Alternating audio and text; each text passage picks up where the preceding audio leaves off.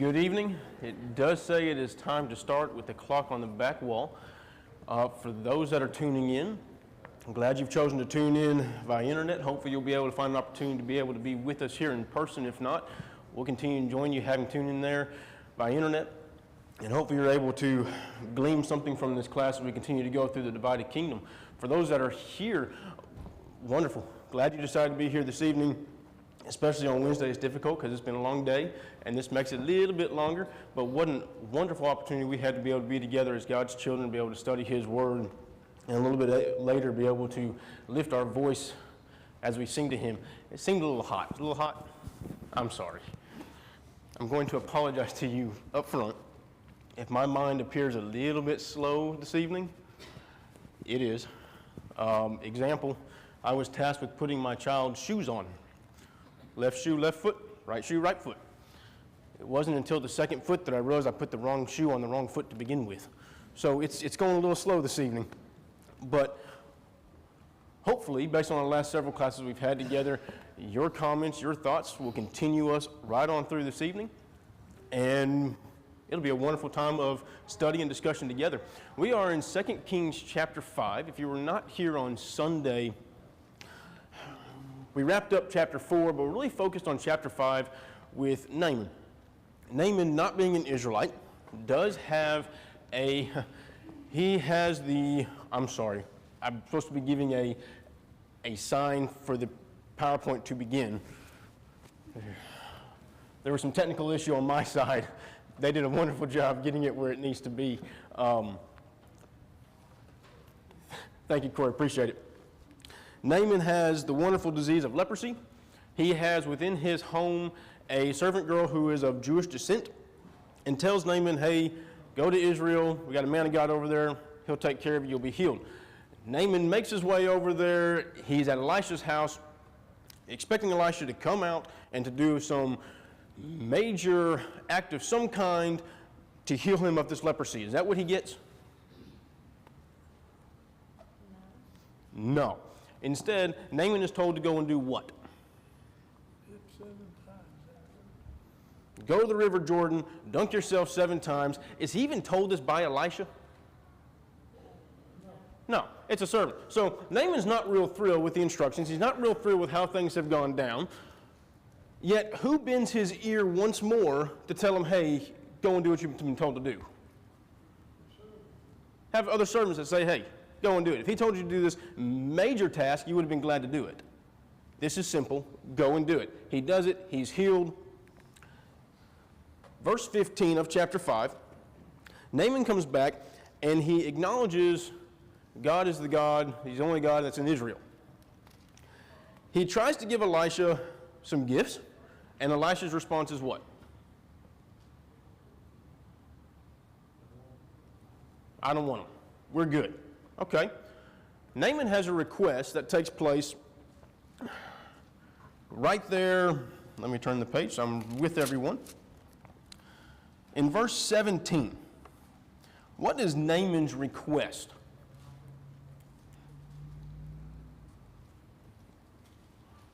It won't be on the board. He wants dirt. Kind of an odd request.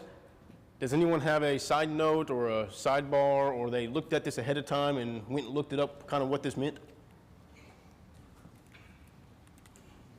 You can put it in your terms. I have a note that says it might have been used in the construction of like a great altar or something, because he says he's not going to worship any god but the Lord. Crown was like where you built your altar was where you worship the people. Okay, so the commentary says may have used that dirt to make, wanted to use that dirt to make the bricks to create an altar to be able to worship. Okay. Any other ones that are out there? I didn't hear all that comment, but back then, a lot of the foreign people felt like that a god could only be worshipped on the soil of that god.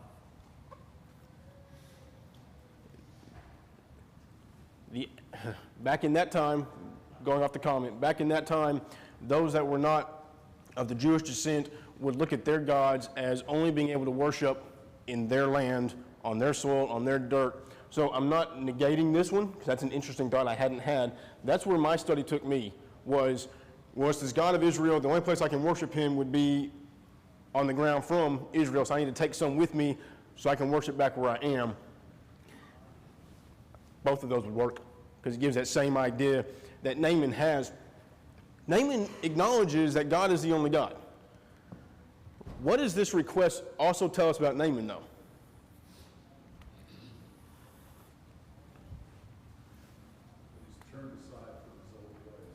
He's turning aside from his old ways. What else does it tell us? Can you say that one more time? He became a believer. Becomes a believer. He's framing his knowledge of God into his knowledge of other gods. He's bringing his knowledge of God in with the knowledge of the other gods that he has. Can you expound upon that? He's framing it as, well, there may not be other gods, but the God of Israel is essentially the same as other gods. Essentially making him the same as other gods. So in a way, Naaman is giving in here, acknowledging, but is he completely giving in? Or still a little bit of a holdout based on that request and the possibilities of what it means, making him like everyone's, limiting God's power. Well, it can only be on that soil. He's bringing God to the other gods' level. Ooh, that's a way to say that. I mean, putting God at the same level as the other gods. Ooh, Keith. No, I'm not disagreeing with you, but it is very interesting that before this request, you made the comment that there's no God in all the earth except for Israel. So, from that perspective, why would he need the dirt from Israel if this is the God over all lands? Yes. Why would he need that dirt? So he just acknowledged he's the God, he's the only God over everything, and yet I still need to have this dirt so I can worship as I do with other gods. It makes it very interesting. It's good. Yes, ma'am.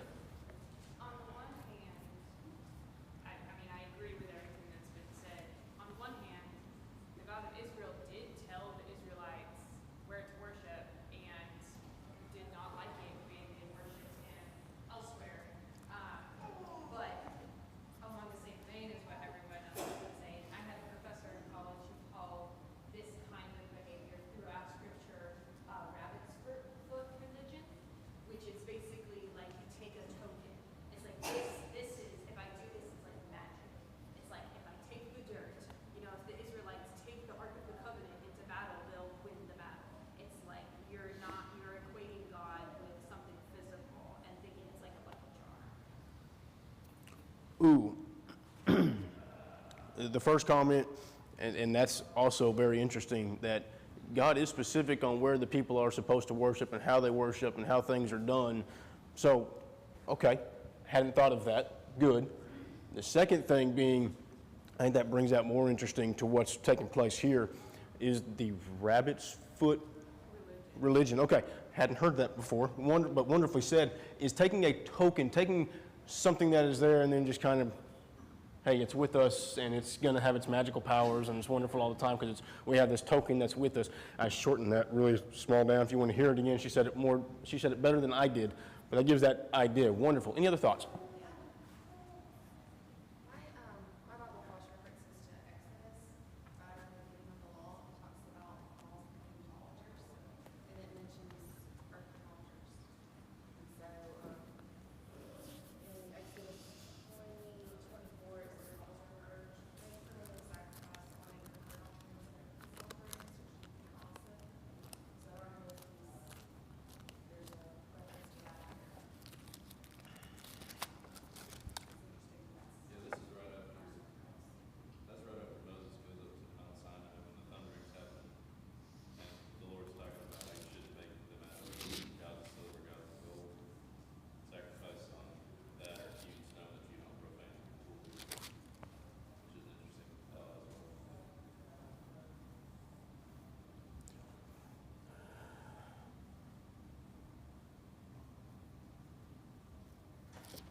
Okay, bring out the cross-reference, Exodus 20 in verse 24 and a couple of verses following, but attaching that also in of God being more specific on, hey, altar should be a certain way, doesn't really break it down as he does throughout other books on how an altar should be and count and number and all this type of stuff, but still making a point that it should be an expectation of how worship should be done. Ooh, wonderful way to jump to the cross-reference on that. Good. Any other thoughts, comments? Yes. In those next few verses, it seems that Naaman realizes that God's the God that's in control. And he says, when I go back home and my master makes me go to the temple of the idols, forgive me. Yes. And that's where it's right on with the next couple of verses. We're back in 2 Kings chapter 5. I'm going to read that verse. It's verse 18. So it's after verse 17. He's asked for the dirt to be able to go home to make sacrifices. Verse 18, 2 Kings chapter 5. But may the Lord forgive your servant for this one thing. When my master enters the temple of Rimmon to bow down, and he is leaning on my arm, and I bow there also, when I bow down in the temple of Rimmon, may the Lord forgive your servant for this. That's where I tie into 17 of still that same idea is putting God at the same level as the other gods. And has Naaman really given in completely? We have the next, Elisha's answer is what? What's Elisha's response? Right after, if he'll forgive me this one act, Elisha says what? Go in peace. That doesn't give us a definite answer. Just go in peace. So we don't have the answer to Naaman's request. The rest of this story, this information, really takes a trip away from Naaman and focuses on a different individual. So we're just kind of left here with Naaman, go in peace. There's a little bit more of his story, but it really turns to someone else. It was brought to me Sunday after class. If Naaman fully gives in, do we have the request for dirt? Do we have the request to forgive me this one thing? A lot of speculation there. So let's not go there. Let's change it. Is this our lives? I'll give two examples. Most of us in here have accepted God, and yet there's still things in our lives that hold us up we still want to hold on to. I like to drive vehicles, especially vehicles that are made to go fast. I don't like the little white sign that says, hey, here's your speed limit. It's difficult for me to stay at that speed limit. It's put there by the government. God put the government in place. He says, obey the authority. Am I disobeying the authority, or am I disobeying God when I choose to ignore the sign and do what I want to do?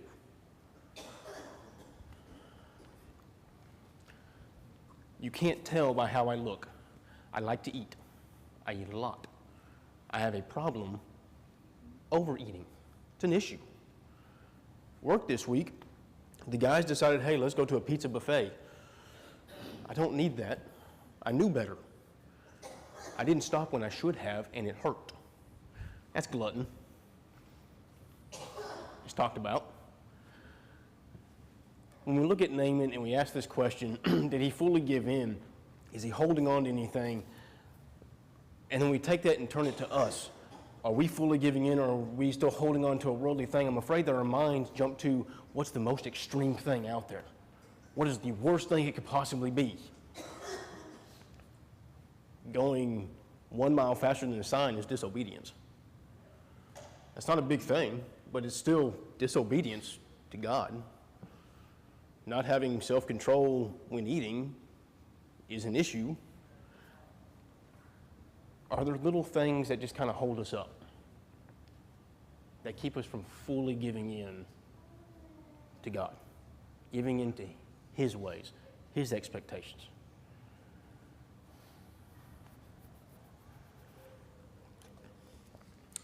It's something to think about. As we continue with Naaman, he heads off with all of his gifts, Elisha's servant, Gehazi, is happy about this or not happy about it? What's his feelings about Naaman leaving with the gifts?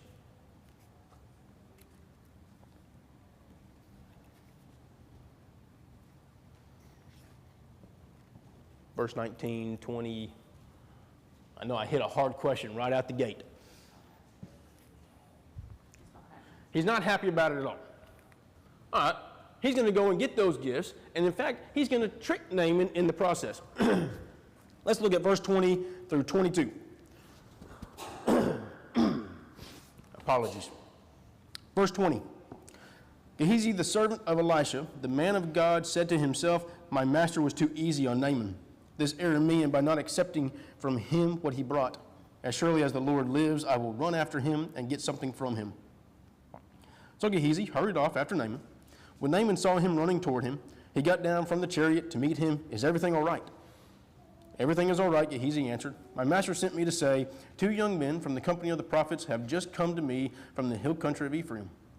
Please give them a talent of silver and 2 sets of clothing. Now, if this was truth, is there a problem with this?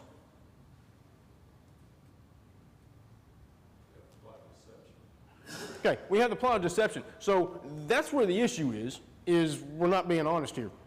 Does Naaman give in?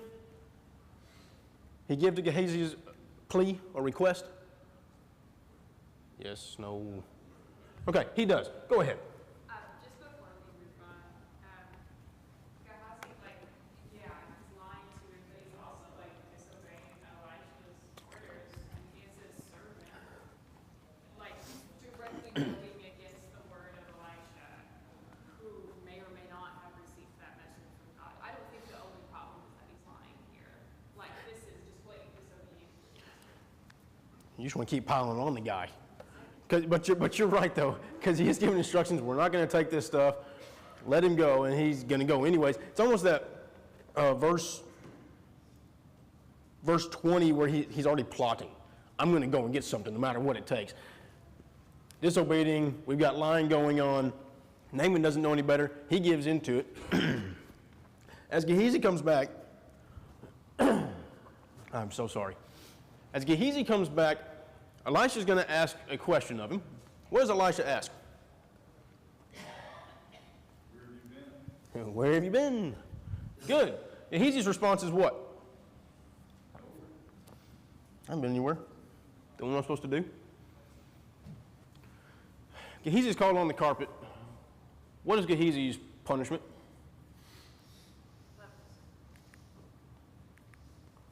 There you go. Good. You're going to have the leprosy now. You and your family, there's your punishment. So it really switches from a Naaman focus. I know there's other focus in there too, but it switches from a Naaman focus to a Gehazi focus on why? Why are you doing that?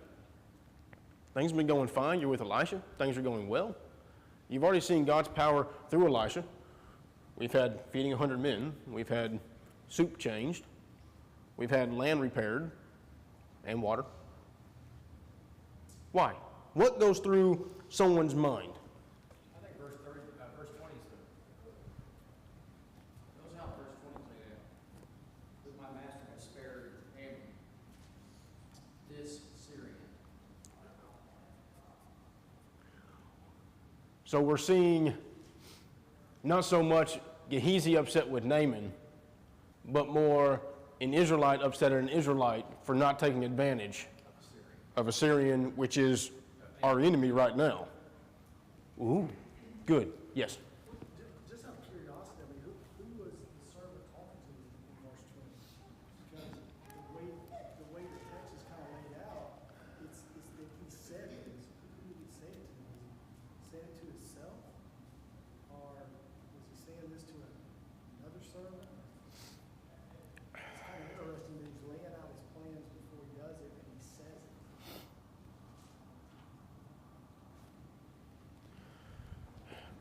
I don't know if this would be one of those moments of, I think we all do it, maybe just us talking out loud, or we are privy to a situation that was in someone's mind, and yet that's what was put in through divine intervention, we would have that.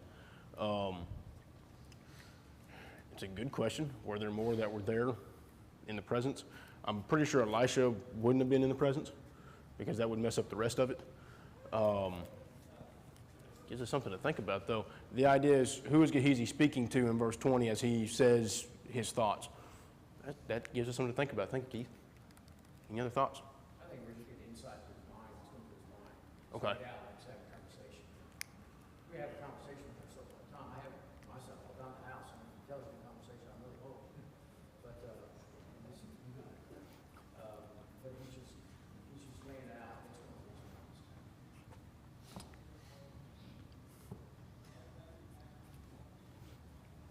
We all have conversations to ourselves.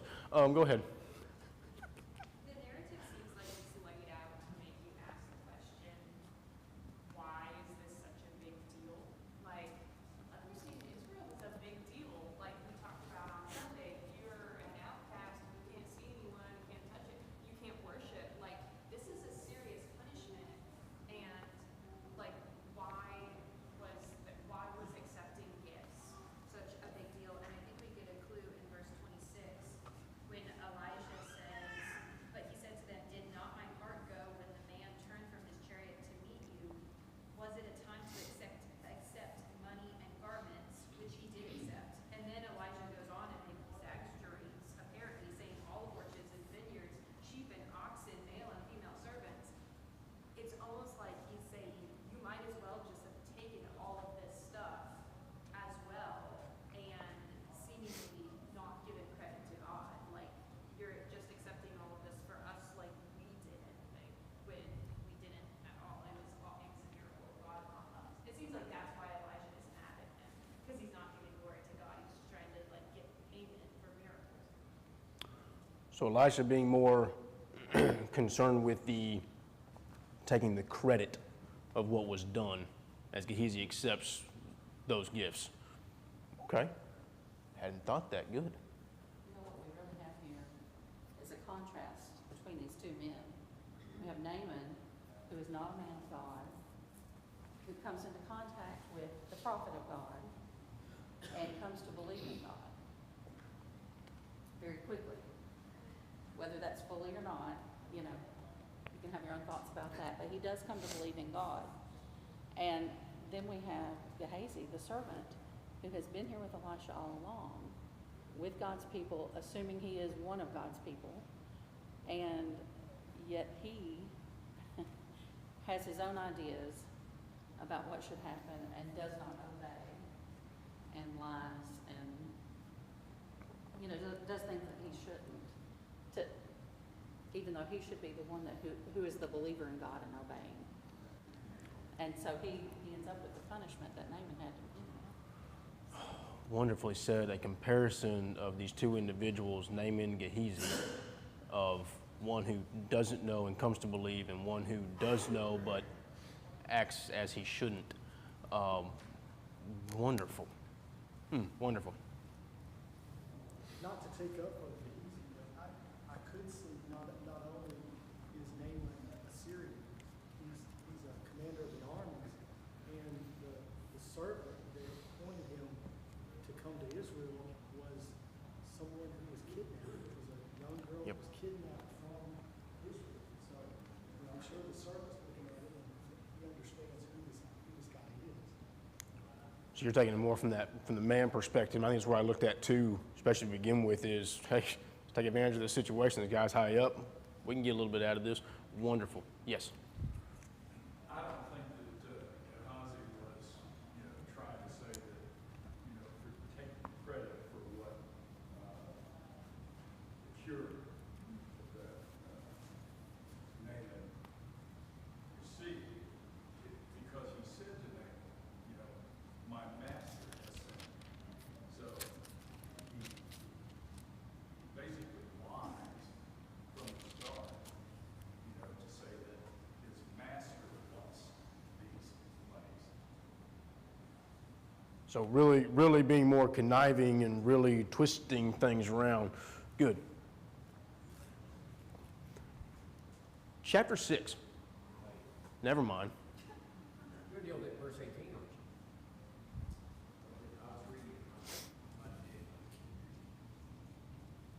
Yeah, we already dealt with verse 18.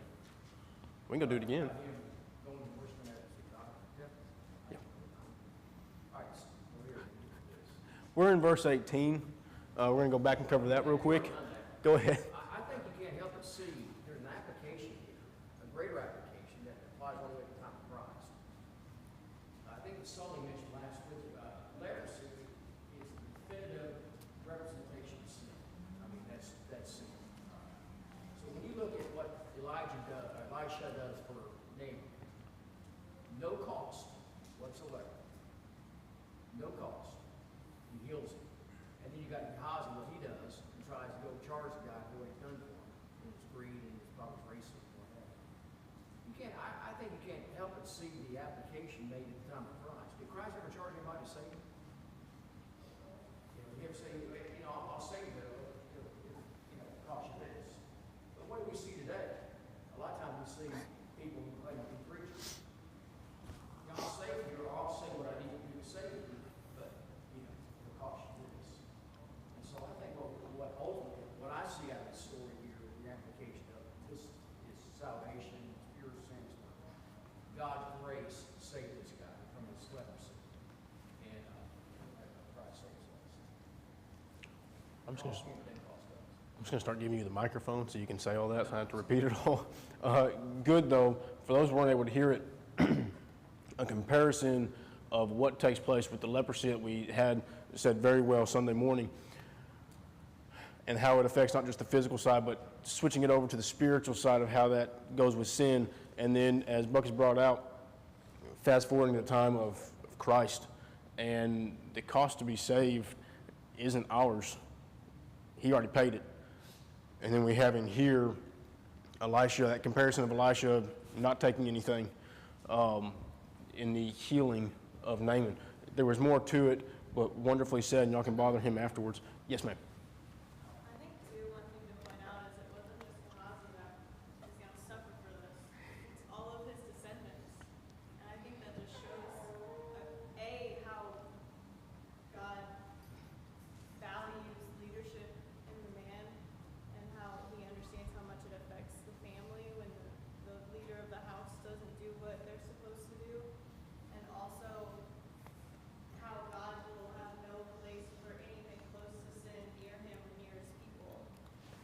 Because none of Gehazi's family would be able to, like was said earlier, worship or be in the same place as God's people anymore.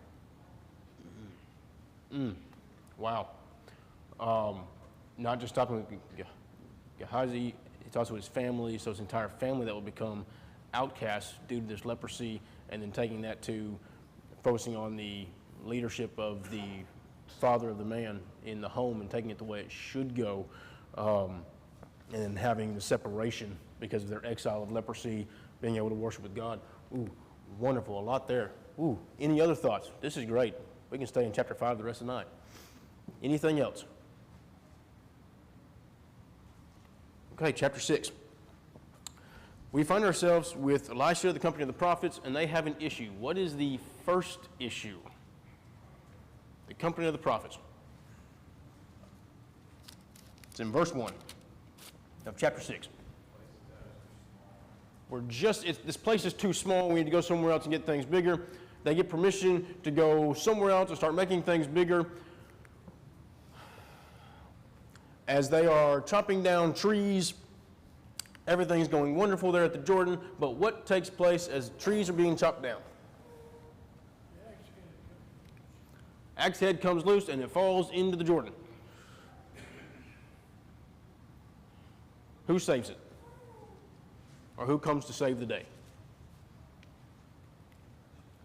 Okay, Elisha comes in to save the day. 6 verses, pretty cut and dry, no pun. What are your thoughts?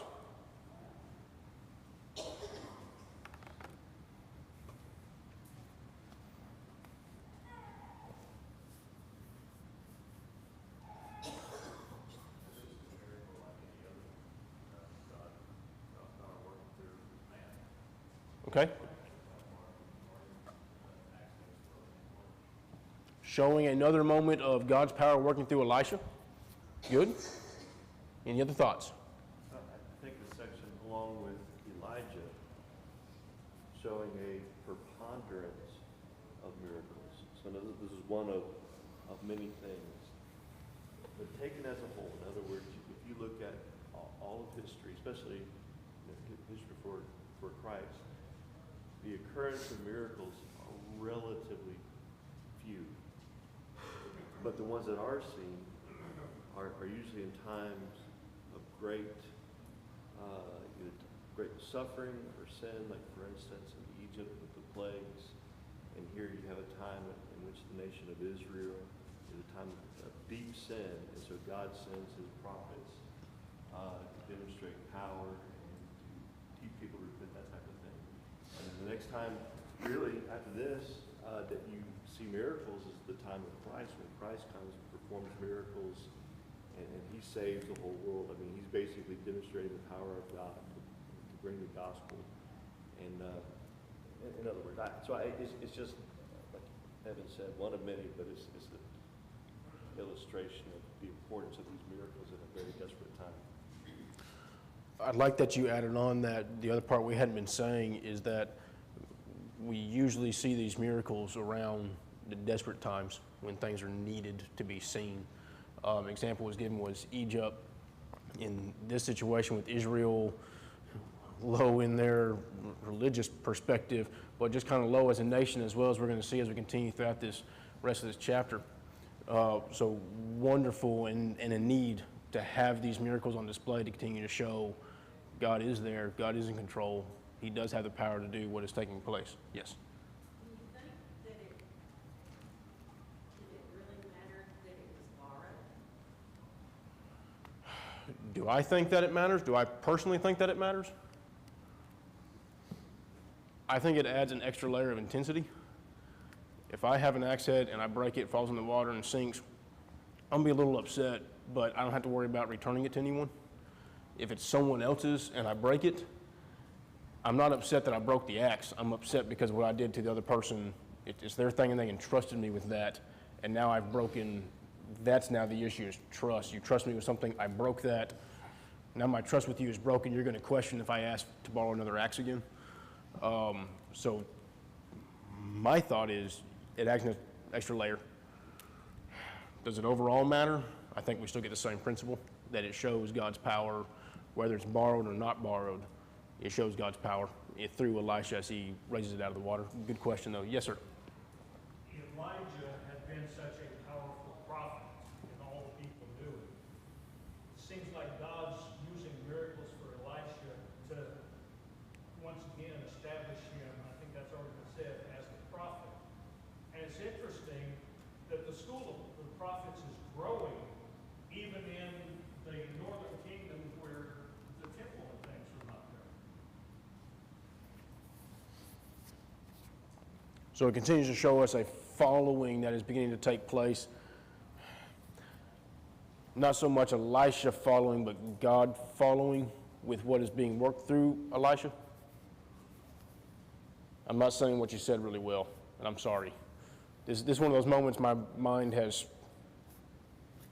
slowed tonight. I apologize. But it does show us that the company is growing, so good to add that in. Any other thoughts on this part before we keep going through chapter 6? I will say leapfrogging back to the question of whether or not it's important that it's actually borrowed axe. My Bible does have a footnote saying that at that time, an iron axe head was a costly tool, too expensive for the members of the prophetic company to purchase. Having lost it, the borrower faced the prospect of having to work off the value as a bond. So I think that could be a useful addition into at least the mindset of why this was important. Okay, good. Adding into the level of it being borrowed, costly item, wouldn't be able to pay for it, then working it off as a bondservant, which would add to their intensity to have this thing brought back. Good.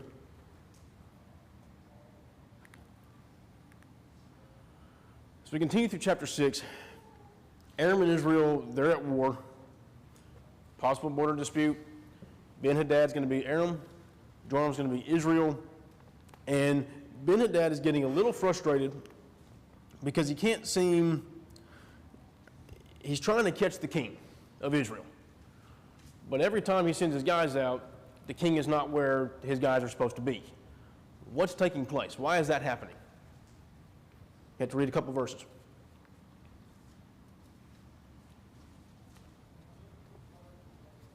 I think it's fascinating that we get this information from the Syrians' perspective. It's like the king goes and asks his men, like, hey, like, who's the traitor because they know what we're doing. And all of his officials are like, oh yeah, that's Elisha. Like, he tells the king of Israel what you say in your bedroom. Like, It's funny that we didn't a scene in their own land and in their strategizing, and it's also funny that they just immediately know what's going on. Good, and especially bringing out the other side of that. Elisha is warning the king of what's taking place so the king is able to thwart Ben-Hadad's ideas here. But the problem is Ben-Hadad is thinking, hey, we got someone among us who's not telling the truth. And they come clean and say, whoa, it's this Elisha guy. He knows what you're talking about in your bedroom, giving the idea, hey, he knows everything that's going on here. We're not able to get anything passed. And it is interesting that it's not from Israel's point of view. It's from the enemy's point of view, that we're getting this side of this information. Why would we have it from someone else's point of view? Why would we not have it from Israel's? I think it shows the strength of, I mean, how much they realize who God is and who Elisha is and the power that exists. Who is they that you're speaking of? The Syrians. Okay. I mean, if they, whoever, they recognize, they recognize that this is God's power that Elisha has. So, I mean, they don't put it in those words, but obviously if they know he's doing this from his, telling what the king says in the bedroom, I mean. Yes. Even the enemy realizing and accepting Elisha's authority and power through God of things that are taking place to show, continue to show God's power is not just limited to what's happening in Israel, that others around are seeing God's power. They're aware of God's power. And this isn't something that takes place right here and it's the only time. We can go back to the people coming in across the Jordan to begin with, and the towns were already afraid because they knew what happened in Egypt. The information was spreading. God's power doesn't stay in a little box. It's all about, and this is what's taking place, especially through Elijah earlier, through Elisha now, as we continue throughout. Your thoughts?